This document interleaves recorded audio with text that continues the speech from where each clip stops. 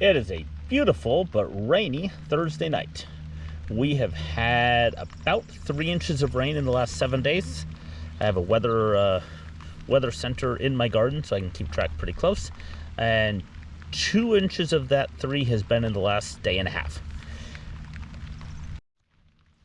If you watched my videos last summer, you'll recall that I had some flooding issues.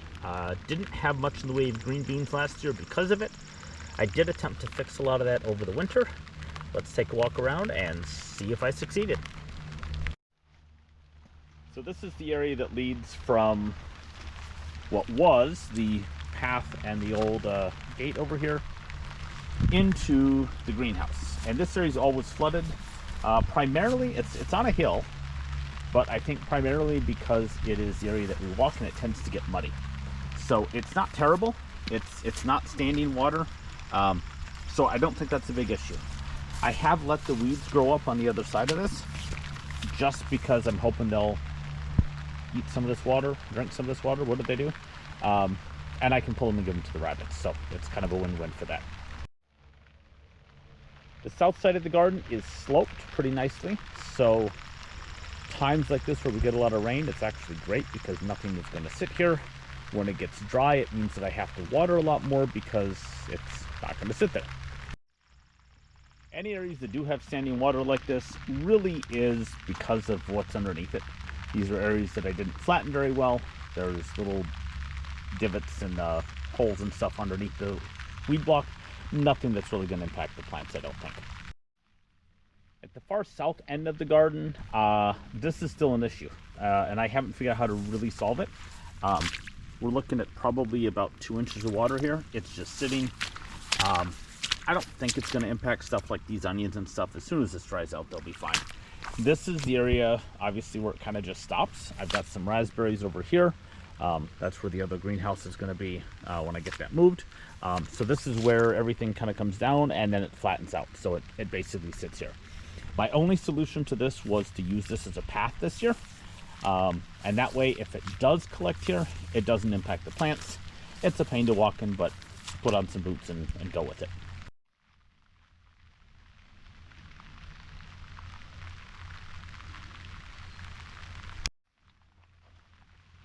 This is the area that I have been flame weeding, torching every couple of days. I plan to put carrots in here.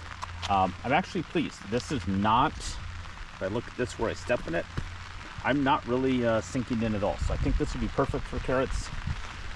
It's about 4 feet wide, about 25 feet long. It's not going to collect with water, so it should be just fine. And this is the area last year that was the mess. If you'll recall, this was the space that had the meat chickens. They were right over in here.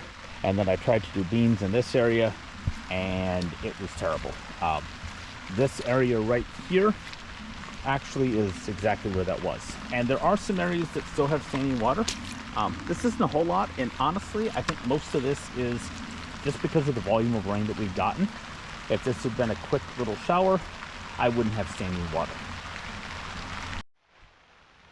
And this is the area way back in April that I re-leveled and graded out. And this overall looks pretty good. I've got a little bit of a low area over here, which I kind of knew.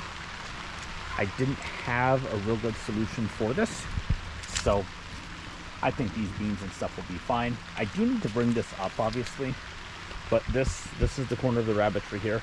I need to be able to grade it all the way down to where the chickens are, and I just didn't have the space to do that. So I think it'll be fine. I will probably need to redo a little bit in here, just because I'm looking at this and it doesn't flow this way at all. So that's the area that I added the dirt over in here. So obviously I fixed that area, but I didn't fix this side over here, which I don't want to flood because there is nowhere for this water to go. So that's the water dripping off the rabbitry. And I don't really have a big issue with this. When I put this on, I was careful to put the weed block so it kind of comes up on the side of the wood, just so that wherever this drips, doesn't become kind of a little ravine. And I think that's working.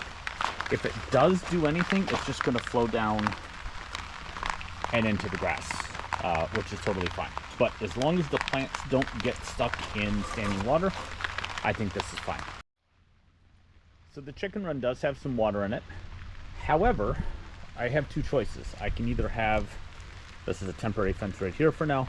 I can either have the plants have standing water or the chicken run, and I chose the run. So everything slopes over to this, and really this isn't that bad. Even in this corner over here where the water dishes are, there's not a whole lot of standing water, and we've had a lot of water in the last 2 hours, and if this is all that we get, the chickens and ducks drink right out of the ponds anyway, so that's okay. So the whole reason I started a lot of those grading projects last spring was because of this corner of the greenhouse. This area last year was standing water, and it's no wetter than anything else. So I think overall that worked. Basically what I did is to dam it outside the greenhouse space. If that means I have to sacrifice a couple feet of the chicken coop to have some water, that's fine. Even in these corners here, any of the water that's there is going to drain off pretty quick, so I don't have a big issue with that. So did I succeed? Did I fix my problem? I would say for the most part, yes. The areas that have standing water, areas like this around the beans, really aren't a big deal. Those are small spaces, and honestly, we've had so much rain, and not just the last 2 days. The last week, I think we're up at almost 4.5 inches. We don't normally get that. We get showers, we get storms. We've had it almost every day or every other day for the last week and a half. It's a lot of rain for this space to deal with.